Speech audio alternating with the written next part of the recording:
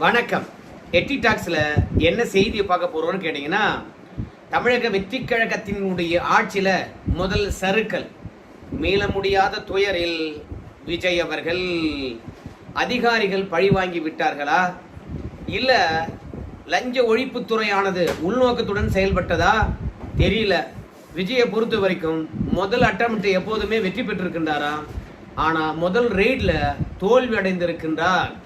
ஆமாங்க, ஏவா வேலு அவர்கள் வீட்டில் நேற்று ரைடு நடந்ததா, அந்த ரைடு தோல்வியில் முடிந்தது என்று அரசியல் விமர்சகர்கள் நிறைய கருத்துக்களை வைக்கிறாங்க. அவரை தான் ஒவ்வொன்றா நம்ம பார்க்க போறோங்க. முதல்ல சவுக்கு சங்கர் அவர்கள் என்ன சொல்றான்னு கேட்டீங்கன்னா, லஞ்ச ஒழிப்புத்துறைக்கு அருண் IPS அவர்களை நியமிச்சிங்க. அவரு எப்படியா இருந்தாலும் திமுக முன்னாள் அமைச்சர் வீட்டில் ரெய்டுக்கு போனீங்கன்னா அந்த ரெய்டுக்கு போறதுக்கு முன்பாகவே தகவல் சொல்லிடுவாங்க. அப்படி தகவல் சொன்னதுக்கு அப்புறம் அங்க போய் தேடனா என்னங்க கிடைக்கும்? ஒண்ணுமே கிடைக்காது.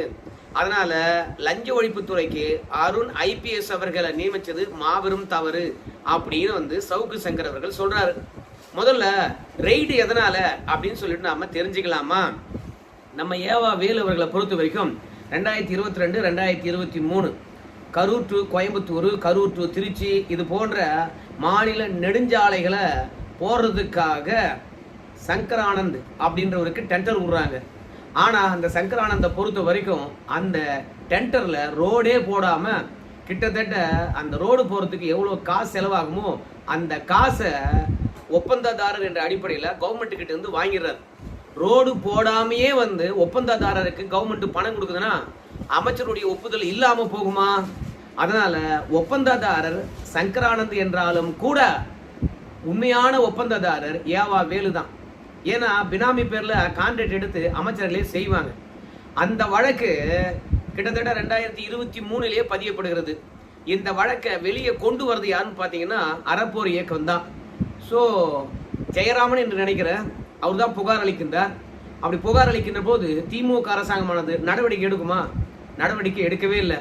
ரோடு போடாம பல கோடி ரூபாய் பலனடைந்திருக்கின்றார் ஏவா வேலு அப்படின்னு சொல்லிட்டு. பிறகு ஆட்சி மாற்றம் ஏற்படுகிறது. மீண்டும் புகார் அளிக்கின்றார் ஜெயராம். அந்த புகாரின் அடிப்படையில் தான் 23ஆம் தேதி வழக்கு பதிவு செய்து 25ஆம் தேதியே போய் ரெய்டு நடத்துறாங்க. எப்போதும் ஒரு வழக்கை பொறுத்த வரைக்கும் FIR போடுறாங்கன்னா இந்த லஞ்ச ஒழிப்பு துறையானது அந்த வழக்குல முழு ஆதாரம் கிடைக்கிற வரைக்கும் யாருடைய வீட்டுக்கும் ரெய்டுக்கு போக மாட்டாங்க. அந்த வீட்டுக்கு போய் ஆதாரங்கள் கிடைக்காம திரும்பி வந்தோம்னா அது லஞ்ச ஒழிப்புத்துறைக்கு பின்னடைவு கிடையாது, லஞ்ச ஒழிப்புத்துறையை பயன்படுத்தின அரசாங்கத்துக்கு பெரிய பின்னடைவு. அது அரசாங்கத்துடைய தோல்வியாக மாறிடும். அதையெல்லாம் தாண்டி அரசியல் ரீதியான பழிவாங்குதல் தான். என் வீட்டுக்கு வந்தாங்க, ஏதாவது கைப்பற்ற முடிஞ்சதா? இந்த மாதிரி விஜய் அவர்களை யாரெல்லாம் எதிர்த்து பேசுறாங்களோ அவங்கெல்லாம் மிரட்டி பார்க்குறாரு. இந்த அரசாங்கமானது எங்களை மிரட்ட முடியுமா? நாங்கள் மிசா காலத்தையே பார்த்தவங்க அப்படின்னு பில்டப் பண்ணுவாங்க. அதனால எப்போது ரெய்டு நடத்த போறாங்களோ அதுலேருந்து ஒரு 6 மாசத்துக்கு நம்முடைய ஏவா வேலு வீட்டை கண்காணிப்பாங்க. அதனால 23ஆம் தேதி தானே அறப்போர் இயக்கம் தந்த புகாரின் அடிப்படையில் FIR போடுறாங்க. அதனால ரெய்டுக்கு வரமாட்டாங்க அப்படின்னு ஏவா வேலு நினைப்பாரு. ஆனால் கடந்த காலங்களில் பல தருணங்கள்ல இந்த வழக்கு தொடர்பான ஆவணங்களும் ஆதாரங்களும் அறப்போர் இயக்கம் மூலமாக தமிழக அரசாங்கத்துக்கும் லஞ்ச ஒழிப்புத்துறைக்கும் தந்திருக்கிறாங்க. ஸோ அதை வச்சு ரெய்டு நடத்துங்க அப்படின்னு சொல்லிட்டாரு. ஆனா இந்த ரெய்டு நடத்துற விஷயமானது ஏற்கனவே ஏவா வேலுக்கு தெரிஞ்சு போயிட்டு. அப்படி தெரியலன்னா ஏகப்பட்ட ஆவணங்கள் கிடைச்சிருக்கும். அப்படி கிடைக்காம போனதுக்கு காரணம் முன்கூட்டியே தகவல் தெரிந்ததுதான். யார் அந்த கருப்பு ஆடு அப்படின்றது தான் இன்னைக்கு இருக்கக்கூடிய பெரிய விவாதமாகவே மாறி இருக்கு. நம்ம திமுக ஆட்சிக்கு வருது 2021. திடீர்னு பார்த்தா SP வேலுமணி ஊட்ட, தங்கமணி ஊட்ட அப்படின்னு சொல்லிட்டு நிறைய பேர் அதிமுக முன்னாள் அமைச்சர் வீட்டில் போய் ரெய்டு நடத்துறாங்க. ஆனால் அப்படி ரெய்டு நடத்துக்கின்ற தருணத்தில் நம்ம லஞ்ச ஒழிப்புத்துறையினால போதிய ஆதாரங்களையோ ஆவணங்களையோ திரட்ட முடியவே இல்லை. அங்கே இருக்கின்ற பணங்களையோ நகைகளையோ அள்ள முடியல. அதுக்கு என்ன காரணம்? ஏங்க இத்தனாம் தேதி DVSலேருந்து வராங்க ரெய்டு விடுறதுக்கு, ஜாக்கிரதையாக இருந்துருங்க அப்படின்னு சொல்லிடுறாங்க. ஏன்னா அப்போதான் ஆட்சி முடிந்திருக்கிறது. அதிமுக ஆட்சி புதுசாக திமுக ஆட்சி பதவி ஏறி இருக்குது. அதிகாரிகள் இன்னும் திமுக ஆட்சிக்கு சார்பாக மாறி இருக்க வாய்ப்பே கிடையாது.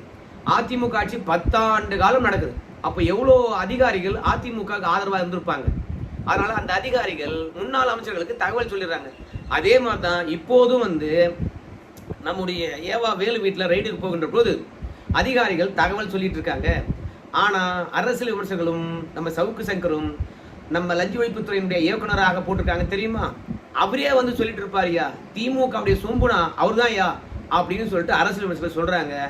ஆனால் அதிகாரி மட்டத்திலிருந்து என்ன சொல்றாங்கன்னு கேட்டீங்கன்னா, அருண் ஐபிஎஸ் மீது ஒரு சாயம் இருக்குதுங்க. என்ன சாயம் இருக்குன்னு கேட்டீங்கன்னா, திமுக ஆதரவாளர் என்று சொல்லிட்டு. ஆனா அதையெல்லாம் தாண்டி விஜய் அவர்கள் வந்து அருண் ஐபிஎஸ் மீது நம்பிக்கை வைத்து லஞ்ச ஒழிப்புத்துறைக்கு இயக்குனராக போட்டிருக்காங்க. ஸோ இப்போ அருண் ஐபிஎஸ் பொறுத்த வரைக்கும் அவருடைய நம்பிக்கையை காப்பாற்றணும். ஏன்னா நம்பிக்கையுடன் போட்டிருக்கவங்களுக்கு வேலையை நடுநிலையா செய்து முடிச்சா மட்டும்தான் அந்த நம்பிக்கையானது தொடரும். இல்லை என்றால் அரசாங்கத்தில் இருக்கிறவங்க அந்த பதவியை பிடிங்கிடுவாங்க.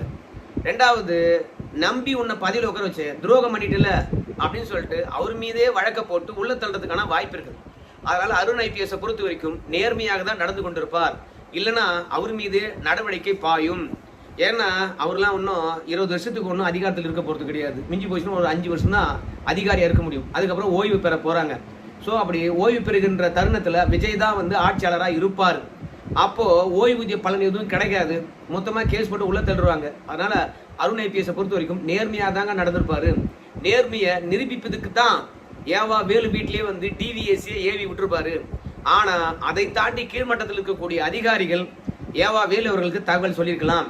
அதனால தான் கிட்டத்தட்ட 13 இடங்களுக்கு மேலான இடங்கள்லாம் சோதனை செஞ்சாங்க. எந்த இடத்திலும் சரி போதுமான ஆவணங்களோ பணங்களோ கைப்பற்றப்படலை. லஞ்ச ஒழிப்புத்துறையை பொறுத்த வரைக்கும் நிறைய டிஜிட்டல் ஆவணங்களை கைப்பற்றியிருக்கின்றோம், 40 லட்சம் ரூபாய் கைப்பற்றியிருக்கின்றோம் அப்படின்னு சொல்றாங்க. ஆனால் ஏவா வேலு அவர்கள் என்ன சொல்றாங்க கேட்டீங்கன்னா, எங்க வீட்டில் 40 லட்சம் ரூபாய் கைப்பற்றினாங்க அப்படின்னு சொன்னாங்க இல்லையா, அது முழுக்க முழுக்க பொய்யுங்க, கற்பனை கதைங்க. அதனால எங்க வீட்டிலேருந்து ஒரு பைசா கூட எடுக்கல. ரெண்டாவது, டிஜிட்டல் ஆவணங்கள் கைப்பற்றியிருப்பதாக சொல்றாங்க. அப்படி ஒன்றும் டிஜிட்டல் ஆவணங்கள் கைப்பற்றின மாதிரி தெரியல. நாங்கள் எங்கள் கட்சிக்காக அறிக்கையை ரெடி பண்ணி கொடுப்போம், கட்சிக்காக சில விளம்பரங்களை எடிட் பண்ணுவோம், அதுக்காக பிசி ஒன்று வச்சுருந்தோம், பர்சனல் கம்ப்யூட்டர் ஒன்று வச்சுருந்தோம். ஸோ அதை தான் வந்து இதில் பல ஆவணங்கள் இருக்கலாம், நாங்கள் எடுத்துகிட்டு போகிறோம் அப்படின்னு கேட்டாங்க. சரி நீங்கள் எடுத்துகிட்டு போங்க அப்படின்னு சொல்லிட்டு நாங்களாக தான் கொடுத்துருக்கோம். பிறகு எல்லா விதமான விவரங்களும் முடிஞ்ச பிறகு அந்த பிசி என்கிட்ட கொடுத்துருவாங்க. மற்றபடி எந்த ஒரு டிஜிட்டல் ஆவணங்களும் வாங்கிட்டு போகல அப்படின்னு ஏவா வேலு அவர்கள் சொல்லிட்டாரு. பணமும் கைப்பற்றவில்லை அப்படின்னு சொல்லிட்டாங்க. இதில் ஏவா வேலு அவர்கள் சொல்றது உண்மையா, இல்லை லஞ்ச ஒழிப்புத்துறையானது நிறைய ஆவணங்களை அள்ளியிருக்கோம், 40 லட்சம் ரூபாய் அவர்கிட்ட வந்து கைப்பற்றிருக்குன்னு சொல்றது உண்மையா என்று நமக்கு தெரியல. கைப்பற்றின பணத்தை வீடியோ ஆதாரம் வெளியிட்டிருக்கலாம், இல்லை ஃபோட்டோ வெளியிட்டிருக்கலாம். அப்படி லஞ்ச ஒழிப்புத்துறையானது ஏதாவது வீடியோ ஆதாரம் அல்லது ஃபோட்டோ ஆதாரம் வெளியிட்டிருக்காங்களா என்று தெரியல. முதல்ல ஏவா வேலு அவர்கள் தான் விஜயனுடைய பிடியில் சிக்கினார். அதுவே சக்சஸ் பண்ணணும் அப்படின்னு விஜய் அவர்கள் நினைக்கின்றார். இன்னைக்கு அரசியல் விமர்சகர்கள் என்ன சொல்றாங்க தெரியுமா, ஆட்சிகள் மாறுகின்ற பொழுது இந்த மாதிரியான அதிரடியான ரெய்டுகள் அரங்கேறுவது வாடிக்கை தான். ஆனால் ரெய்டுக்கு பிறகு என்ன? அதிமுக ஆட்சியில் அப்படிதான் ரெய்டு நடக்குது. ஆனால் ரெய்டுக்கு பிறகு என்ன? திமுக ஆட்சியிலும் ரெய்டு, அதற்கு பிறகு என்ன? இப்ப விஜய் அவர்களும் வழக்கம் போல ரெய்டு, அதுக்கப்புறம் என்ன நடக்க போகுது எல்லாரும் எதிர்பார்க்கின்றார்களாம். ஆனா இந்த ரெய்டுக்கு பிறகு விஜய் அவர்கள் நடவடிக்கை எடுக்க வேண்டும் என்றால் ஆதாரங்கள் சிக்கியிருக்கணும். இப்ப ஆதாரங்கள் சிக்கல்னா இப்ப விஜய் அவர்கள் நடவடிக்கை எடுக்க முடியாது. இப்ப அரசியல் விமர்சனம் என்ன சொல்லுவாங்க, ஆமாயா கட்சிக்காரனை மிரட்டுறதுக்கு தான் வந்து விஜய் அவர்கள் இந்த ரைடு விட்டுருக்காரு, வழக்கமான ரைடு தான் யா, இவரும் வழக்கமான திராவிட பாரம்பரியத்தை தான் கைப்பற்றுகின்றார், கடைபிடிக்கின்றார் அப்படின்னு சொல்லிட்டு குற்றச்சாட்டு வச்சுட்டு போவாங்க. இது அரசியல் பழிவாங்குதல் நடவடிக்கை தான் அப்படின்னு ஊர்ஜிதமாயிடும். ஸோ விஜயனுடைய பேருக்கு களங்கம் ஏற்படும். அதனால ரெய்டு விட்டோம்னா, அதாவது குறி வச்சோம்னா எற விழுந்தே ஆகணும் அப்படின்னு சொல்லுவாங்கல்ல, அந்த மாதிரி இந்த ரெய்டில் பல்வேறுபட்ட விஷயங்கள் சிக்கியிருக்கணும். அதன் மூலமாக ரெய்டு பண்ண அன்னைக்கே வந்து ஏவா வேலு அவர்களை கைது பண்ணியிருக்கணும். ஏன்னா 2023 இந்த வழக்கு. அதனால ஏவா வேலு அவர்கள் இவ்வளவு தூரம் தப்பித்திருந்ததே ஒரு ஆளுங்கட்சி அமைச்சராக இருந்தது தான் அப்படின்னு ஒரு செய்தியை உருவாக்கி ஏவா வேலு அவர்களை உள்ள தூக்கி வைக்கணும் அப்படின்னு விஜய் அவர்களை பொறுத்த வரைக்கும் விழாக்கிழமை ரெய்டுக்கு அனுப்பினாராம். ஏன்னா விழாக்கிழமை கைது பண்ணாங்கன்னா வெள்ளிக்கிழமை மொகரம், சனி ஞாயிறு குவார்டர் லீவு. அதனால 3 நாள் நம்ம ஏவா வேலு அவர்களை உள்ள வைக்கணும் அப்படின்றதுக்கு ஐடியா பண்ணிட்டு தான் ரெய்டுக்கு போனாங்க. ஆனா அங்க போனா ஒண்ணுமே கிடைக்கல. அதனால ஏவா வேலை பொறுத்த வரைக்கும் அழகா வெளியில ஜாலியா வந்து பேட்டி கொடுக்குறாரு. இந்த ரெய்டு எதுக்கு தெரியுமா அப்படின்னு ஏவா வேலு ஒண்ணு சொல்ல, தமிழக வெற்றி கழகத்தினுடைய காவல்துறையானது அது ஒரு செய்தியை சொல்ல மக்களே குழம்பி விட்டாங்க. முதல்ல ரோடே போடாம காசு ஆட்டையா போட்டார் என்பதுதான் இந்த ரெய்டுக்கான காரணம்னு சொன்னாங்க தமிழக வெற்றி கழகத்துக்காரங்க. ஆனா ஏவா வேலு அவர்கள் என்ன சொல்றான்னு கேட்டீங்கன்னா, நான் சட்டமன்றத்துல எங்க தலைவரை பற்றி தப்பா பேசிட்டாங்க, எதிர்கட்சி தலைவருக்கு உரிய மரியாதை தரல.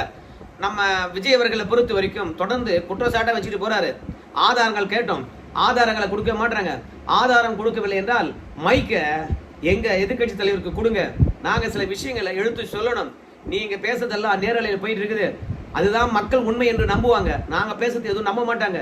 அதனால நாங்க பேசணும், எங்களுக்கு மைக் ஆன் பண்ணுங்க அப்படின்னு கேட்டுக்கிட்டே இருந்தோம். நான் தான் மைக் ஆன் பண்ணுங்க என்று சபாநாயகர் கேட்டேன். முதலமைச்சர் அவர்களை பொறுத்த வரைக்கும் பொய் குற்றச்சாட்டு வைக்கிறாரு, இது ஏற்றுக்கொள்ள முடியாது என்று எதிர்ப்பு தெரிவித்தேன். அதனால விஜய் அவர்களை எதிர்த்ததுனால சட்டமன்றத்தில் எங்க வீட்டுல ரெய்டு விட்டாங்க, இது அரசியல் பழிவாங்குதல் தான், எங்க வீட்டுல இருந்து ஏதாவது எடுத்தாங்களா பாத்தியா அப்படின்னு சொல்லிட்டு ரெய்டுக்கான புதிய காரணத்தை ஏவா வேலு அவர்கள் சொல்றாரு. ஆனா தமிழக வெற்றி கழகத்தில் இருக்கக்கூடிய தொண்டர்களும் நிர்வாகிகளும் என்ன சொல்றாங்க கேட்டீங்கன்னா, ஐயா இது பழிவாங்குதல் நடவடிக்கை எல்லாம் கிடையாதுங்க. அப்படி பழிவாங்குவதா இருந்தா ஏவா வேலு அவர்களா ஆவேசமா பேசுறாரு. இந்த திமுக அரசாங்கம் தோற்றதில் இருந்தே அனிதா ராதாகிருஷ்ணன் அவர்கள் தான் விஜய் மீது ஆவேசமான கருத்துக்கள் தெரிவித்திருக்காரு, ஆபாசமாக பேசுறாரு. இரண்டாவது, கண்ணியமற்ற முறையில் விமர்சிக்கின்றார். ஏற்கனவே 3 வழக்கானது அவர் மீது பதியப்பட்டிருக்குது. அதனால விஜய் அவர்களை திட்டினா சட்டப்பூர்வமான நடவடிக்கை இருக்கும், குற்ற நடவடிக்கை இருக்கும், ஆனா ரெய்டா விடுவாங்க. அதனால விஜய் அவர்களை யார் வேண்டுமானாலும் விமர்சிக்கலாம், கண்ணிய குறைவு இல்லாம விஜயே அதை அனுமதிக்கிறார். அவரே சொல்லியிருக்கின்றாரு, நீங்க எவ்வளவு விமர்சிக்க முடியுமோ அவ்வளவு விமர்சிங்க, அது என்னுடைய வளர்ச்சிக்கு தான் உதவும் அப்படின்னு அவரே சொல்லியிருக்கின்றார். அதனால அனிதா ராதாகிருஷ்ணன் மீது நடவடிக்கை எடுக்காம, ராசா மீது நடவடிக்கை எடுக்காம ஏவா வேலு மீது நடவடிக்கை எடுக்கிறாங்களா, இது அரசியல் பழி வாங்குதலா, இதெல்லாம் சும்மாயா, அந்த ஆள் எவ்வளவு கொள்ளடிச்சு வச்சிருக்கான்னு தெரியாதா அப்படின்னு சொல்லிட்டு ஆதவர்ஜுனா முதற்கொண்டு தமிழக வெற்றி கழக தொண்டர்கள் வரைக்கும் ஏவா வேலு அவருடைய ஊழல் தான் ரைடுக்கு காரணம் அப்படிங்கிறாங்க. நேற்று ஆதவர்ஜுனா அவர்கள் பேசுகின்ற போது கூட சொன்னாரு, இந்த ஏவா வேலு அவர்கள் எங்க வேலை பார்த்தாரு, எந்த மெக்கானிக் செட்ல வேலை பார்த்தாரு, பிறகு எம்ஜிஆரை பிடிச்சி எப்படி போக்குவரத்து துறையில கிளீனரா வேலை பார்த்தாரு, அதுக்கப்புறம் அரசியலுக்கு வந்தாரு, பிறகு எம்எல்ஏ ஆனாரு, அன்னைக்கு என்ன சொத்து இருந்தது, இன்னைக்கு என்ன சொத்து இருக்குது, எத்தனை காலேஜ் இருக்குது அப்படின்னு சொல்லிட்டு பெரிய பட்டியலே போட்டார் ஆதவர்ஜுனா. அதனால எல்லாமே ஊழல்ல வந்ததுதான் அப்படின்னு சொன்னதுனாலும், ரெண்டாவது ஆதவர்ஜுனா தான் திருவண்ணாமலை மாவட்டத்துக்கு இன்சார்ஜ் வந்திருக்காங்க. அப்போ ஏவா வேலு அவர்களை முடக்கினா தான் ஆதவர்ஜுனா அவர்கள் வளர்ந்து வர முடியும். அதனால திட்டமிட்டு அரசியல் பழிவாங்குதலும் இருக்குது, ஏவா வேலு அவர்கள் ஊழல் பண்ண நிகழ்வும் இருக்குது. ரெண்டும் சேர்ந்து தான் மற்ற அமைச்சர்களாண்ட போக வேண்டிய லஞ்ச ஒழிப்பு துறையானது முதல்ல ஏவா வேலு வீட்டுக்கு வந்திருக்கிறது. அதனால ஏவா வேலு அவர்கள் சொல்ற மாதிரி அவர் ஊழல்வாதி இல்லாம ரொம்ப நிரபராதி மாதிரியும், மக்களுக்காக உழைச்ச மாதிரியும், திமுக கழகத்துக்காக உயிரையே கொடுத்த ஒரு மாதிரியும் பில்டப் பண்றாரு. ஸோ ஊடகமானது திமுக ஆதரவாக இருப்பதனால ஏவா வேலு சொல்றதா உண்மை என்று காட்டிட்டு இருக்காங்க.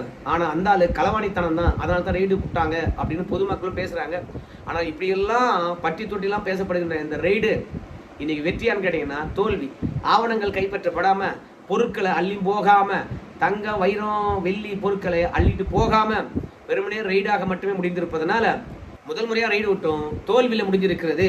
திமுக கார இனிமே கொக்கரிப்பானு, எங்களை எதுவும் பண்ண முடியாது, எங்களை யாருன்னு நினைச்ச 75 ஆண்டு கால கட்சி நீங்களாம் இன்னைக்கு வந்திருக்கீங்க, என்ன பண்ணிட முடியும், நேர்மைக்கு எதிராக நீங்க எதுவும் பண்ண முடியாதுன்னு சொல்லிட்டு உத்தம மாதிரி பேசுவானுங்களே அப்படின்னு விஜய் அவர்கள் கவலையில் இருக்கின்றாராம். எப்பவுமே சரி, அதிகாரிகிட்ட சொல்லுவாராம், உங்க கைகள் கட்டப்படாது, சுதந்திரமா வேலையை பாருங்க, ஆனா ஒரு நடவடிக்கை எடுக்கிறீங்கன்னா அரசுக்கு அவப்பெயர் வரக்கூடாது, இல்லைன்னா அதை நடவடிக்கை எடுக்காதீங்க அப்படின்னு சொன்னாராம். ஆனால் லஞ்ச ஒழிப்புத்துறையை பொறுத்த வரைக்கும் ரெய்டுக்கு போய் வெறுங்கை வந்திருப்பது அரசியல் ரீதியாக தமிழக வெற்றி கழகத்துக்கு பெரிய சறுக்கல். அதனாலே விஜய் அவர்கள் கவலையில் இருக்கின்றார். எப்படி ஏவா வேலு அவர்களை தட்டி தூக்கி உள்ள வைக்கிறதுன்னு தெரியாம ஆதவர்ஜுனாவும் முழிக்கின்றாராம். ஸோ மொத்தத்தில் ஆதவர்ஜுனா, விஜய், தமிழக வெற்றி கழகம் 3 பேருக்கும் பெரும் தோல்வியாக இந்த ரெய்டு முடிஞ்சிருக்குது. மீண்டும் இந்த தோல்வியிலிருந்து பாடம் கற்று அடுத்தடுத்த திமுக முன்னாள் அமைச்சர்களை எப்படி தட்டி உள்ள தூக்கி வைக்க போறாங்கன்னு பொறுத்து பார்க்கலாம். ஊழல்வாதிகளை காப்பாற்றக்கூடாது, கண் துடைப்புக்கான ரைடாகவும் இருக்கக்கூடாது, கண் துடைப்புக்கான நடவடிக்கையாகவும் இருக்கக்கூடாது, உண்மையான நடவடிக்கையாக இருக்கணும் அப்படின்னு எல்லாரும் எதிர்பார்க்கின்றார்கள். விஜய் அவர்கள் அதை செய்வாருன்னு நம்ம எதிர்பார்க்கின்றோம். இந்த வீடியோ தொடர்பாக உங்க கருத்து சொல்லுவோம். நன்றி.